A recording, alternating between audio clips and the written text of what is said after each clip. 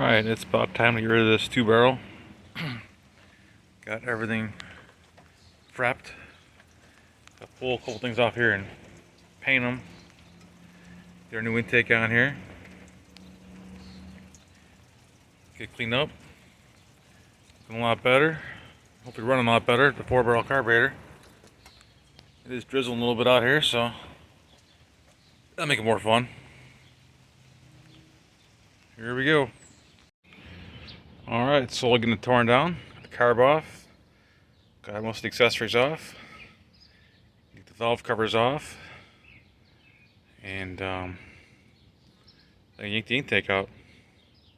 We'll see how clean it looks inside here. A little dirty in the front here, I'll have to clean that up, but not bad, not bad. Here we are the next day. Got everything pretty much cleaned up. Everything inside the engine looks good. There's no crustiness in here, no sludge. It's at the plus. So we'll go and clean up everything again real quick and get our intake back on. We should be looking good. Alright, just got her set down into place. Got my custom lifting tool here. The only downside about these cast iron factory intakes is they are very heavy. Trying to lift them over the top of the fender and in the middle. Screwing up your gaskets. But she is in. So let's start bolting her down. And we're getting closer. Much, much closer. Alright, I've got the intake bolted in place.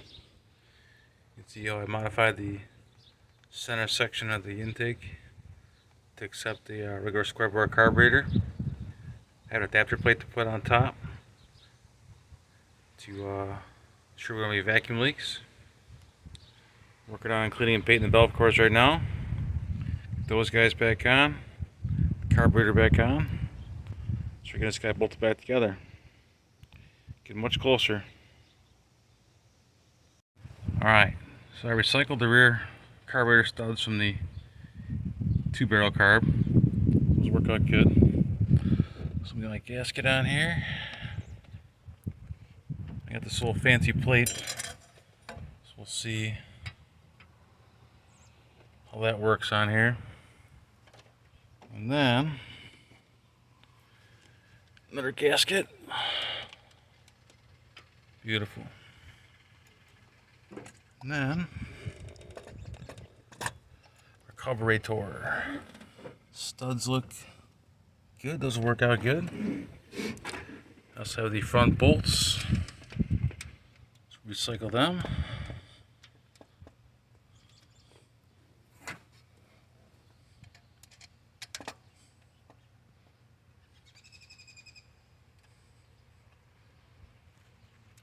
Alright. I'm going to get this guy bolted down. And at least we're messing with the linkages and make that work.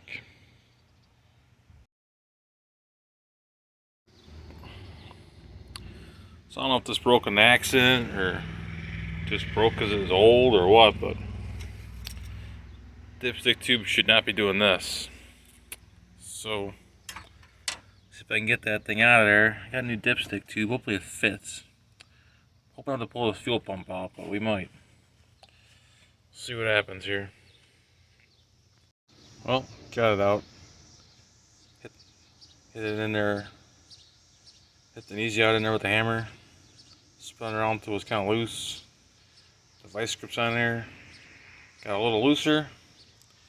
Nailed those pliers in there. And chewed the crap out of it and pulled it out. Of course, the new one, eBay special. It's a little too fat, so we'll have to sand it down so I can get it to fit in there. After much sanding and hammer persuasion, got the new dipstick tube in. I don't think it's coming back out again. Do a little cleaning up here, a little painting. Looks like brand new in here. Check out this clutch. See the broken rivet? It should be one of these 3 holes right here. It's completely detached. I don't know for how long it's been like that, but she ain't gonna work. Luckily, found a junkyard compressor. We'll give her a shot. Got the engine cleaned up. Did a little quickie paint job on the front. Not perfect, but looks better. The accessories back on the front. Carburetor's on. So in the last video, everything's looking pretty good. So my next thing to do is modify this bracket for the throttle cable. Right now, where the 2-barrel was, it's back here. The 4-barrel on here, I pull it all the way back. It stops right in front of it, so it's not going to work. You can't put the clamp on the cable itself. It'll hold. It might stay for a little bit, but it ain't going to stay there very long. It'll slip out. Kind of needs to be on this collar here. So I'm about to modify this bracket or another bracket that I have to put the clamp up here to grab this guy. So we got a nice clean pull on the carburetor, and we'll be on the metal part here. I also have to put a plate on here. A couple other small things, but we're almost ready to go. So I'll make a fuel line for it. My new dipstick tube in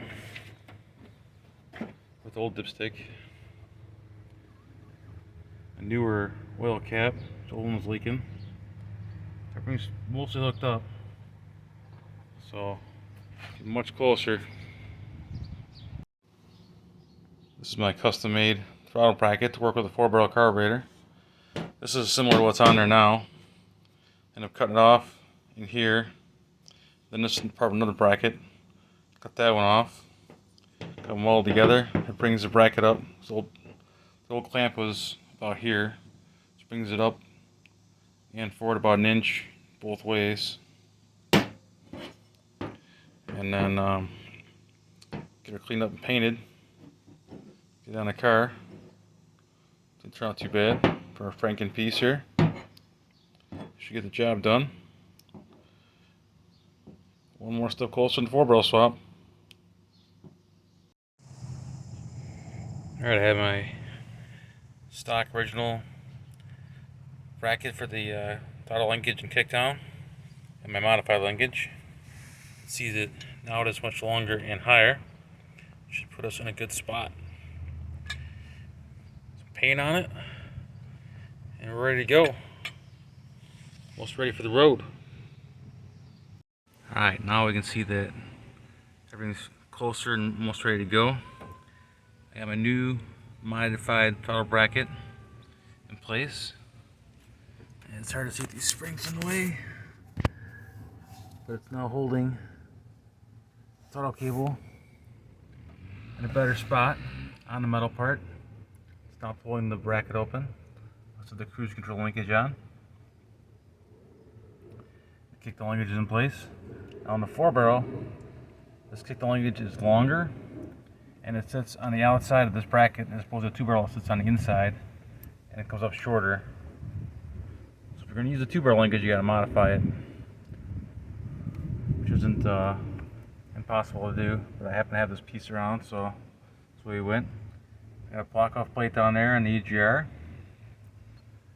think I pretty much got everything ready to go except for the air cleaner. Replace the AC compressor with the junkyard one. This will look decent, so we'll see if that works later. And about ready for a test drive. See how this guy does.